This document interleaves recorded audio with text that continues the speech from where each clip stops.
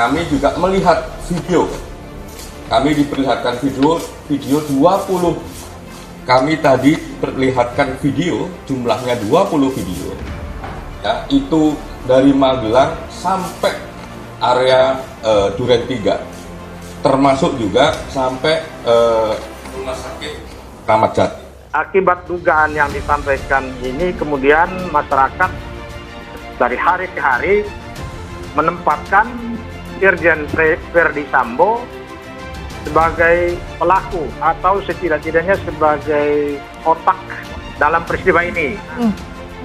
Karena itu mestinya dengan Polri sudah melakukan penyelidikan dan penyidikan, kemudian juga Verdi Sambo sudah dinonaktifkan, ya, Kapolres Jakarta Selatan juga dinonaktifkan. Saya kira independensi penyidik dan juga pimpinan Polri dalam menangani kasus ini, saya kira sudah cukup untuk memberikan kepercayaan kepada kita bahwa hasil penyidikan yang akan dijelaskan kepada publik nanti adalah betul-betul sesuatu yang sesuai dengan fakta.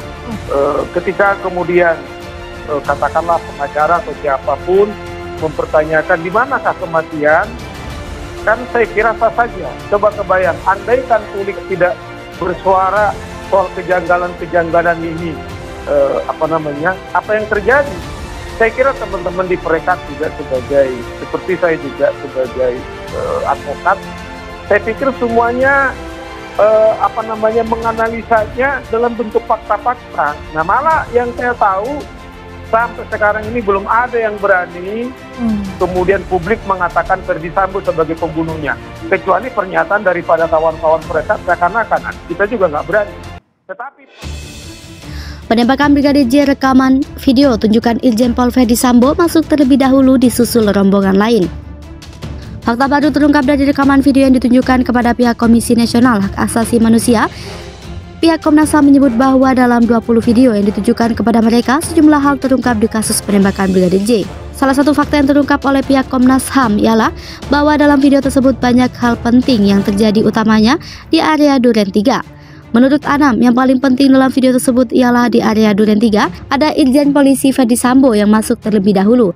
Beberapa waktu kemudian ada rombongan dari Magelang. Dikatakan Anam, dalam video juga terlihat istri dari Sambo, Putri Chandrawati, serta rombongan lainnya. Disebutkan pula bahwa 20 video yang diperlihatkan oleh Siber Polri dan Lab 4 Polri kepada Komnas HAM tersebar di 27 titik, mulai dari Magelang, Duren 3 hingga Rumah Sakit Kramat Jati. Khusus video dari Magelang sampai Duren 3, salah satu hal penting yang dilihat oleh Komnas HAM ialah soal Brigadir J masih hidup.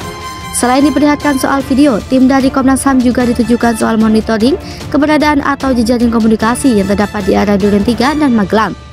Bahan yang diberikan kepada Komnas HAM tersebut akan kembali dipelajari.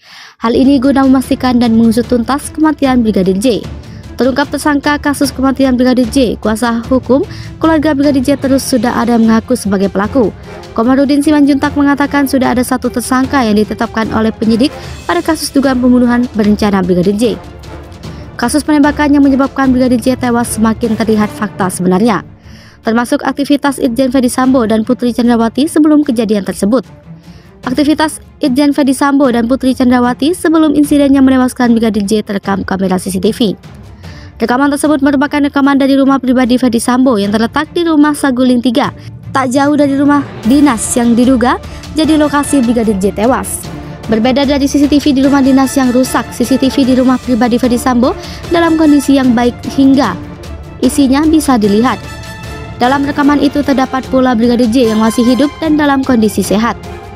Dalam rekaman itu juga digambarkan terlihat kepergian Brigadir Yosua dari rumah pribadi Jenderal Bintang 2 itu menuju Kompleks Polri Duren 3 Mampang, Jakarta Selatan. Namun, Dedi tidak menjelaskan secara detail karena semua CCTV yang diambil penyidik masih diperiksa laboratorium forensik. Informasinya rombongan Verdi Sambo dan istrinya Putri Chandrawati pulang dari perjalanan Magelang sekitar pukul 15.30 WIB. Sekitar 2 menit kemudian masih tampak Brigadir J di rumah utama.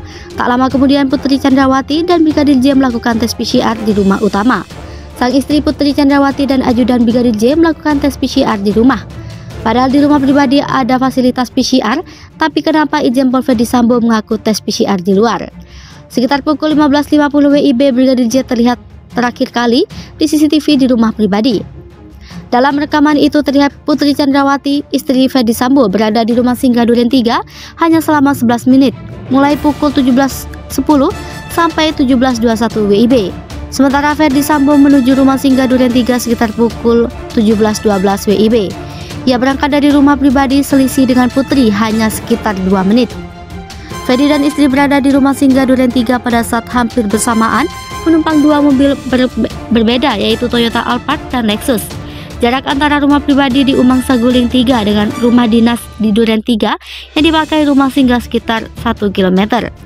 CCTV yang kini terus dikaji oleh penyidik yakni dari beberapa tetangga Ferdi Sambo. Namun yang menjadi sorotan utama penyidik adalah CCTV di rumah dinas dan tetangga sebelah rumah Ferdi serta pos security. Namun CCTV itu diketahui rusak setelah diamankan petugas.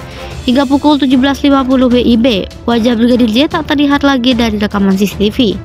Kemana 1 jam lebih Brigadir J tak terlihat di CCTV? Itu yang masih menjadi pertanyaan besar. Namun pukul 17.50 WIB, Provos terlihat di lokasi Duren 3.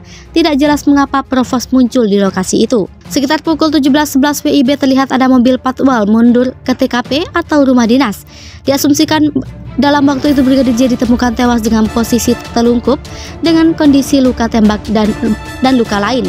Kadif Humas Mabes Polri Irjen Pol Dedi Prasetyo saat dihubungi, beberapa barang bukti yang diamankan penyidik seperti CCTV dan ponsel sudah ada di Puslap 4 dan masih didalami secara scientific investigation.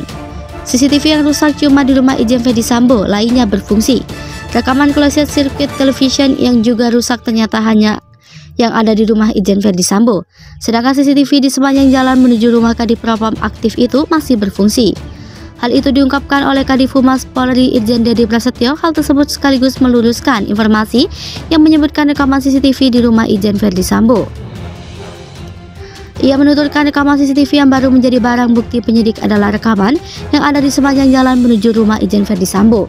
Kata Dedi, rekaman CCTV baru yang menjadi barang bukti penyidik berasal dari rekaman sepanjang jalan Magelang hingga menuju rumah Irjen Ferdi Sambo yang diduga menjadi TKP penembakan.